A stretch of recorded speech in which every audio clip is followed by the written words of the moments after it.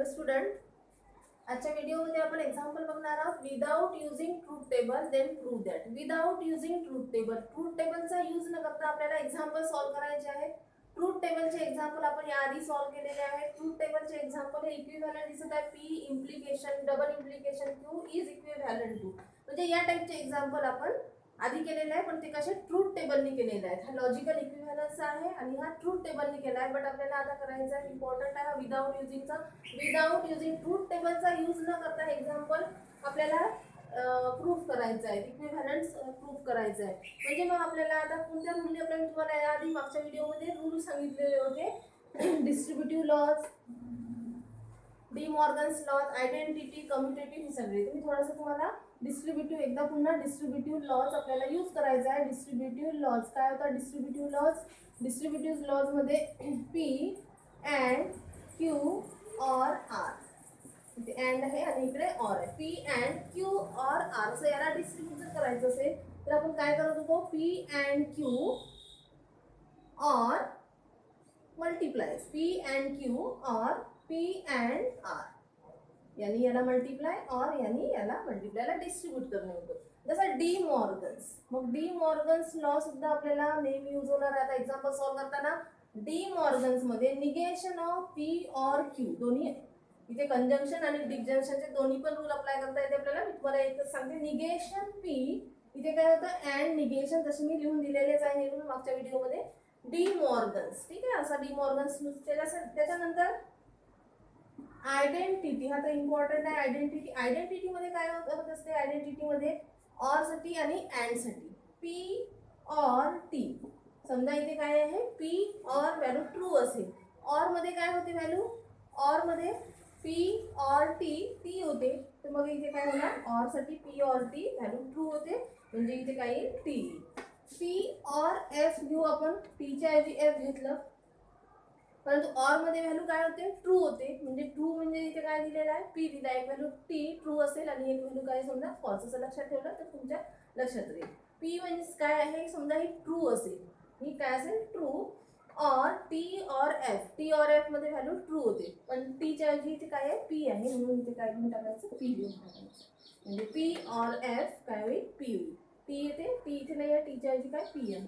तर अँड साठी P and T, and मध्ये व्हॅल्यू फॉल्स होती, अँड मध्ये व्हॅल्यू फॉल्स, फॉल्स दिलाय का इथे? नाही. फॉल्स म्हणजे काय लिहून टाकायचं? पी लिहून टाकायचं. इथे पी अँड एफ घेऊ, टी घेतलं, इकडे एफ घेऊ.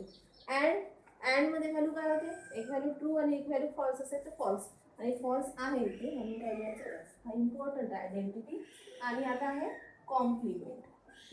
कॉम्प्लिमेंट मध्ये काय होते? P and negation P, and मध्ये काय? पीचंच निगेशन पी असेल, पीचंच निगेशन पी असेल, व्हॅल्यूज काय होते? फॉल्स, आणि पी और निगेशन पी असेल, व्हॅल्यूज काय होईल? ट्रू.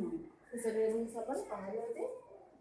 आता आपल्याला एक्झाम्पल सॉल्व्ह करायचं आहे. एक्झाम्पल इथे दिलेलं आहे. एक्झाम्पल बघा, P double implication right hand side, हे आपल्याला लेफ्ट हँड साईड प्रूव्ह करायचं आहे. आपण समजा लेफ्ट हँड साईड घेतलं, लेफ्ट हँड साईड काय आहे? P double implication Q, P double implication Q आहे. कंडिशनल लॉ लागेल इथे. कंडिशनल लॉ मध्ये पी डबल बाय कंडिशनल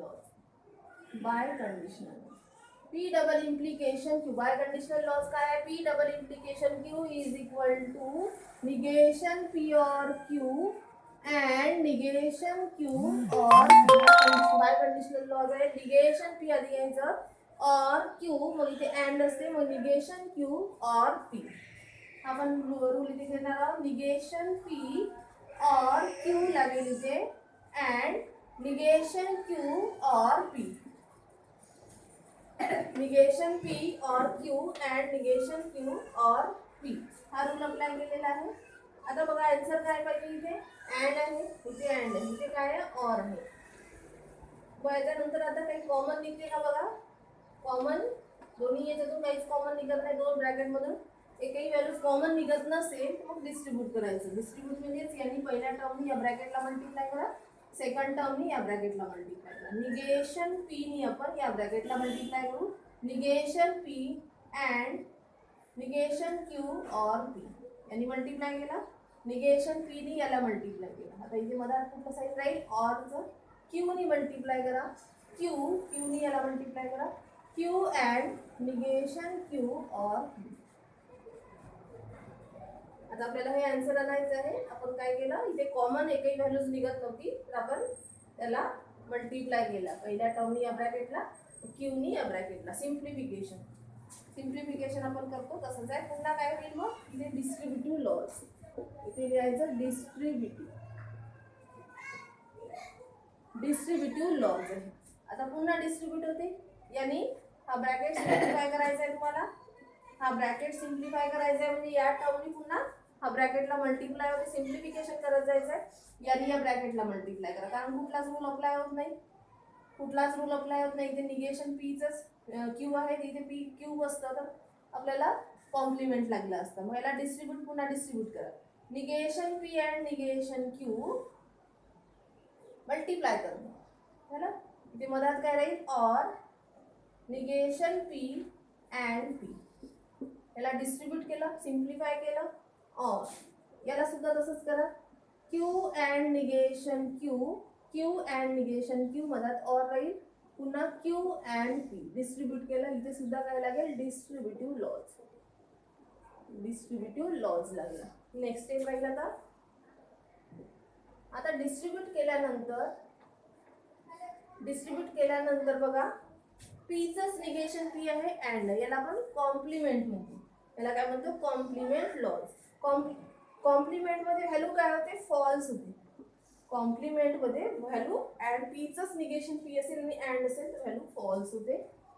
आणि इथे क्यूचंच निगेशन क्यू आहे, व्हॅल्यूज फॉल्स होते. और बाकी हे Q and P. Complement laws लागला इथे. कुठला, कॉम्प्लिमेंट मध्ये काय होते, पीचंच निगेशन पी असेल तर व्हॅल्यूज काय होते, फॉल्स. हा रूल अप्लाय झाला, पीचंच निगेशन पी असेल तर व्हॅल्यूज फॉल्स होते. मग आता ही व्हॅल्यू अँड मध्ये पीचंच निगेशन पी फॉल्स आणि क्यू अँड निगेशन क्यू मध्ये सुद्धा काय झालं, व्हॅल्यू फॉल्स. कॉम्प्लिमेंट लागल्यानंतर आयडेंटिटी लागते, कारण आता कॉम्प्लिमेंट नंतर आयडेंटिटी मध्ये काय होते, आयडेंटिटी मध्ये पी इथे ऑर आहे. समजा ही व्हॅल्यू काय, कन्सिडर आपण नोटेशन पी घेऊ, पी ऑर एफ मध्ये काय होते, पी होते.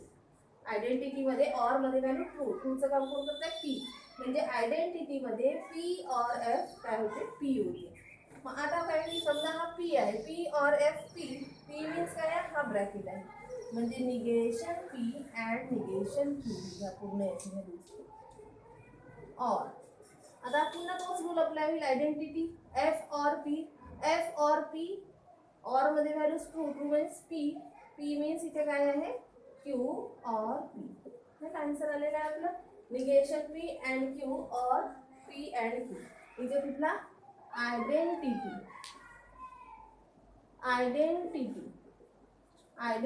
लॉज लागला. आयडेंटिटी मध्ये काय होते, पी और एफ. पी और एफ मध्ये काय होते, व्हॅल्यू ट्रू मीन्स काय आहे, पी आहे. हा आयडेंटिटी इम्पॉर्टंट आहे.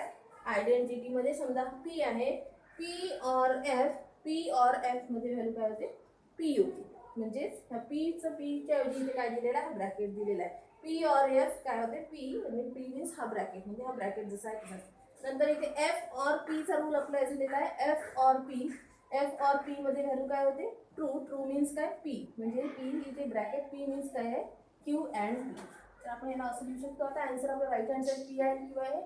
याला आपण पी अँड क्यू लिहू शकतो. क्यू अँड पीला पी अँड क्यू लिहू शकतो. मधात ऑरचं साईन आहे, जसं आहे तसंच. आणि इथे negation P and negation P and this is right hand side. अशा पद्धतीने आपल्याला सॉल्व करायचं इम्पॉर्टंट आहे. एक्झाम्पल विदाउट युजिंग ट्रूथ टेबलचे. अजून समोर आपण नेक्स्ट व्हिडिओमध्ये काही एक्झाम्पल घेऊ.